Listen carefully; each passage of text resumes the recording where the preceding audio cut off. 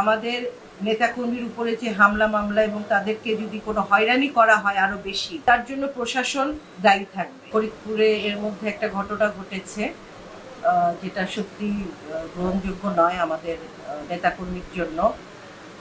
আমরা যে এত বছর কষ্ট করেছি, আমার নেতাকর্মীরা 17 বছর, তারা জেল জুলুম গুম খুন মধ্যে দিয়ে গেছে, এই অত্যাচারের মধ্যে দিয়ে গেছে 17 বছর আওয়ামী লীগের অত্যাচার। আমরা এই জুলাই অভ্যুত্থানে আপনারা দেখেছেন, তখনও অনেক গুম হয়েছে, খুন হয়েছে, লাশ পুড়িয়ে ফেলা হয়েছে, তারপরে আমরা নতুন স্বাধীনতা পেয়েছি।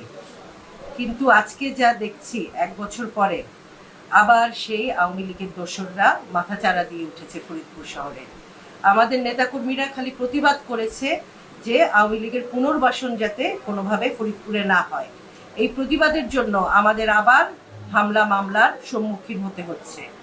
তো আমি এতটুকু বলতে চাই যে আমাদের নেতাকর্মীর উপরে যে হামলা মামলা এবং তাদেরকে যদি কোনো হয়রানি করা হয় আরো বেশি, এর জন্য যদি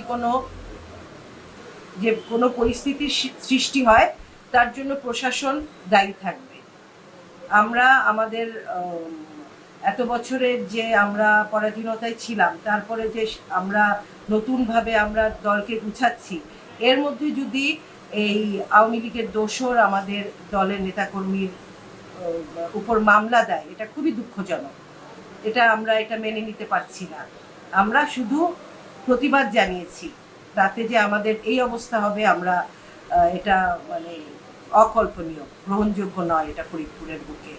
এবং আমরা প্রশাসনকে বারে বারে জানিয়েছি যে আপনারা এগুলো থেকে দূরে থাকেন। আমাদের নেতাকর্মী তেমন কিছু করে নাই যে এটা এরকম হয়রানির সম্মুখীন তারা হবে। কিন্তু প্রশাসন জানি না, প্রশাসন আমাদের কথা শুনছে না।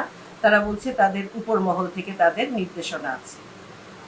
এই ঈদে জামা জুতো অ্যাকসেসরিজের ডিসকাউন্ট। তো আমরা এটার প্রতিকার চাই।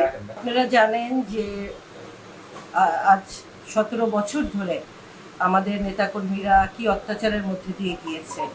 তারা জেল জুলুম গুম খুন কোনো কিছুই বাকি নাই তাদের উপরে। কিন্তু আজকে যে পরিস্থিতি দেখছি ফরিদপুর শহরে, আমাদেরকে সেই দিনের কথাই মনে করিয়ে দিচ্ছে।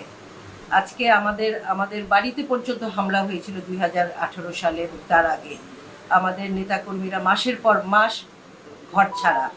এই আওয়ামী লীগই এটা করেছে, আওয়ামী লীগের নেতারা। কিন্তু আমরা যেটা খেয়াল করলাম, আমরা যেটা উপলব্ধি করলাম, কিছুদিন ধরে সেই আওয়ামী লীগের লোকরা আবার পুনর্গঠিত হতে যাচ্ছে ফরিদপুরের বুকে। এবং আবার আমাদের নেতাকর্মীর উপরে একটা মিথ্যা মামলা, হয়রানিমূলক মামলা দেয়া হয়েছে। আমি এটা প্রতিবাদ জানাই। এবং আমরা এই মামলার আমরা ভয় পাই না, কিন্তু আমাদের দেয়ালে পিঠ থেকে গেলে কোনো উদ্ভূত পরিস্থিতি যেটা আমরা কন্ট্রোল করতে পারবো না, এটার জন্য আমরা দায় নিব না। এটা প্রশাসনের দায়বদ্ধতা আছে এখানে। আমরা বারে বারে বলছি যে আপনারা এমন কিছু করেন না আমার নেতাকর্মী যাতে হয়রানির সম্মুখীন হয়। আমি আশা করব এই উদ্ভূত পরিস্থিতি অতি শীঘ্র ঠিক হয়ে যাবে। আমি প্রশাসনের দৃষ্টি আকর্ষণ করছি, তারা যেন এটার দিকে খেয়াল করে।